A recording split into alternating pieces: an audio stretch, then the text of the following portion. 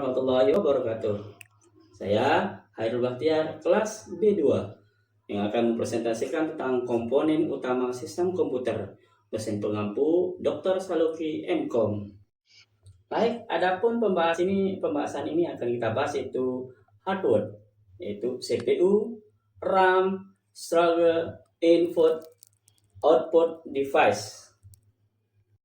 Baik, kita akan menuju pembahasan yang pertama, yaitu Central Processing Unit atau dikenal dengan CPU. Apa itu CPU? CPU adalah otak dari komputer yang bertanggung jawab atas pemrosesan data, melakukan instruksi-instruksi dasar seperti aritmatika, logika, dan kontrol. CPU terdiri dari unit kontrol yang mengarahkan aliran data dalam sistem dan unit aritmatika logika yang melakukan operasi matematika secara logika. Pembahasan yang kedua yakni memori atau RAM.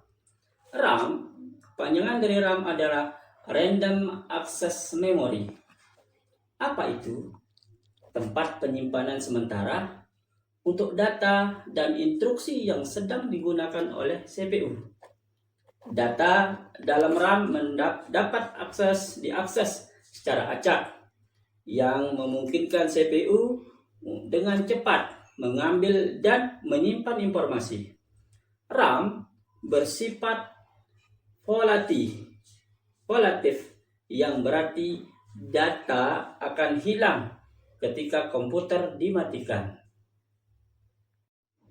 Pembahasan selanjutnya yakni storage atau hard disk SSD.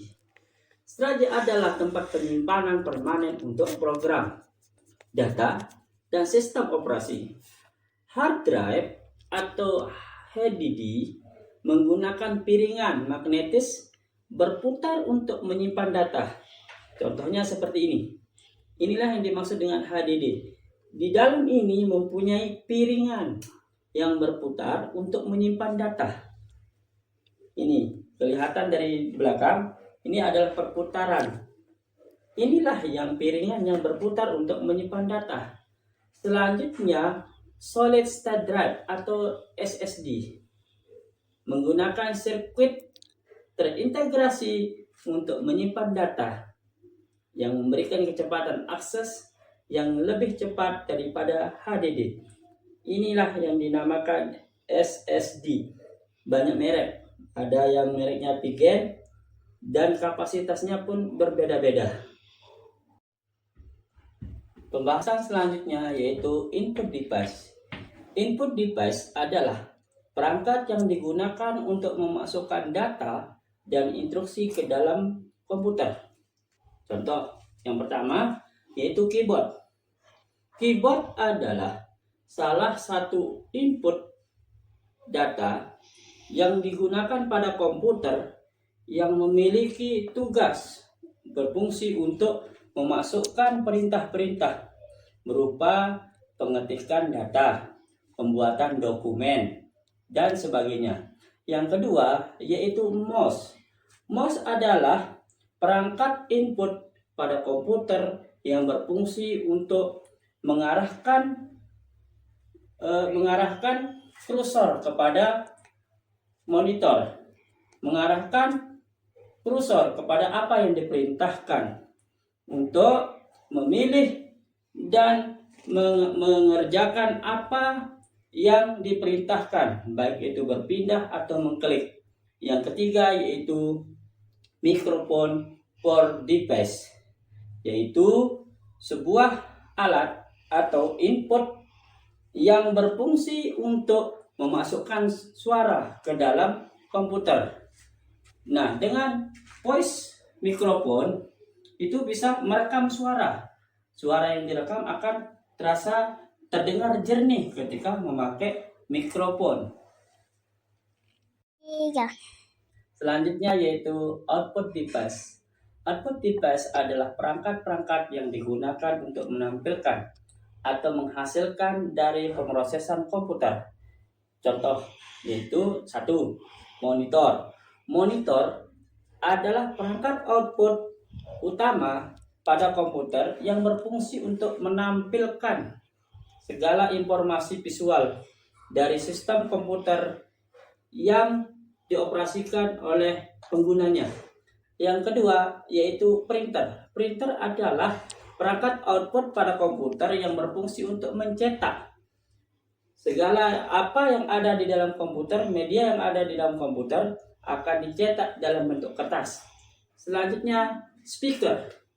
Speaker adalah alat perangkat output pada komputer yang berfungsi untuk mengeraskan suara atau mengeluarkan suara kepada komputer menjadi suara yang lebih menggelegar atau besar dan aman didengarkan oleh pengguna komputer. Ya, baik, kita akan bahas yang selanjutnya yaitu tentang motherboard. Motherboard adalah papan sirkuit utama tempat semua komponen utama komputer terhubung. Selanjutnya, motherboard memiliki slot-slot untuk memasang CPU, RAM, kartu grafis atau kartu ekspansi lainnya. Seperti kita pasang tadi yaitu SSD. Kita pasang memori atau hard disk yang tadi. Selanjutnya, motherboard juga menyediakan jalur komunikasi antara semua komponen dalam sistem komputer. Power supply unit. Power supply unit adalah komponen yang menyediakan daya listrik yang diperlukan oleh semua komponen komputer. Fungsinya yaitu menampung daya listrik dalam beberapa watt. Setelah itu nanti ketika terjadi pemadaman listrik, maka komputer tidak akan mati langsung. Maka pengguna komputer mempunyai kesempatan untuk mematikan komputernya sesuai dengan aturan. Ada power supply juga mengubah daya AC dari sumber listrik menjadi daya DC yang digunakan oleh setiap komputer. Software. Software, suatu perangkat lunak, merupakan kumpulan instruksi-instruksi yang digunakan oleh komputer untuk menjalankan tugas-tugas tertentu. Ada beberapa jenis perangkat lunak, termasuk sistem operasi, aplikasi, dan perangkat lunak lainnya. Perangkat lunak memiliki peran penting dalam operasi sehari-hari komputer dan perangkat elektronik lainnya. Tanpa perangkat lunak, komputer hanya akan menjadi sekumpulan perangkat keras tanpa kemampuan untuk menjalankan tugas-tugas yang kompleks. Sistem operasi. RAM atau Random Access Memory.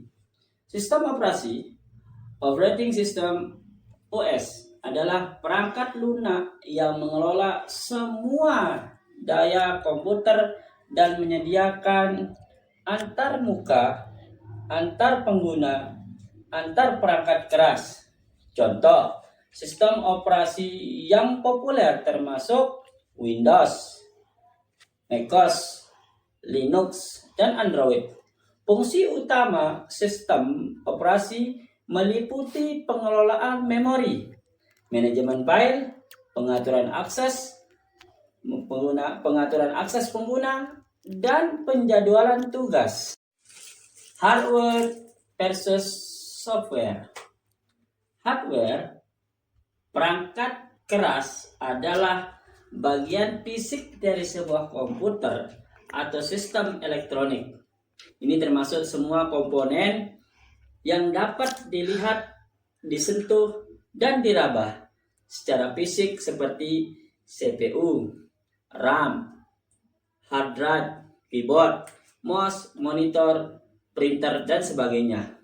Perangkat keras bertanggung jawab atas eksekusi instruksi-instruksi yang diberikan oleh perangkat lunak dan menyimpan serta memanipulasi data. Sedangkan software perangkat lunak adalah serangkaian instruksi yang diberikan kepada komputer untuk menjalankan tugas-tugas tertentu. Tidak memiliki bentuk fisik, dan tidak bisa dilihat atau disentuh secara langsung. Perangkat lunak ada dalam bentuk kode atau program yang dieksekusi dalam perangkat keras.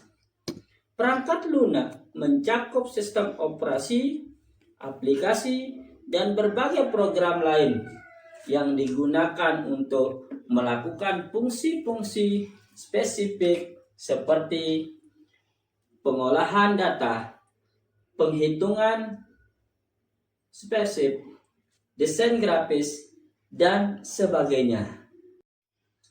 Mungkin hanya ini materi yang dapat kami sampaikan. Kurang dan lebihnya kami mohon maaf.